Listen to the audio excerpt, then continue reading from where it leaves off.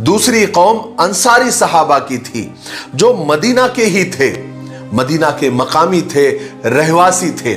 उनकी आपस की ही दुश्मनियां अभी तक पूरी तरह से खत्म नहीं हुई थी। तीसरे मदीना के बुत परस्त थे जो अभी तक ईमान नहीं लाए थे। और चौथे यहूदी थे जो अपने सीनों में हुजूर पाक सल्लल्लाहु अलैहि वसल्लम और ईमान वालों के लिए कमीनापन, अदावत, दुश्मनी छुपाए हुए थे और मुनाफिक बनकर यानी दोगले बनकर ईमान वालों को धोखा दे रहे थे। असल में यहूदियों की हिस्ट्री और तारीख ऐसी थी कि ये लोग अरबी नहीं थे, यानी अरब के नहीं थे।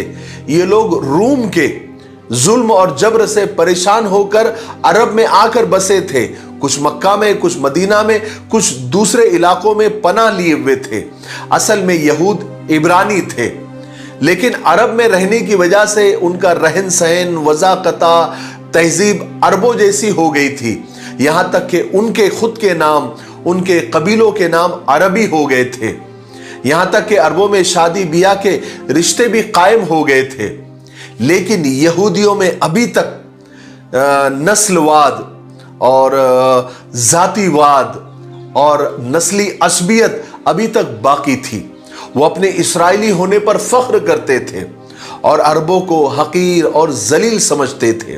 उन्हें उम्मी कहते थे और उनके नजदीक उम्मी का मतलब अनपढ़, अछूत, वहशी और जाहिल वगैरह। उनका अकीदा यह था कि अरबों का माल और उनकी जायदाद उनके लिए हलाल है, चाहे फिर जैसा भी खाओ, अल्लाह के यहां उसका हिसाब किताब नहीं होगा।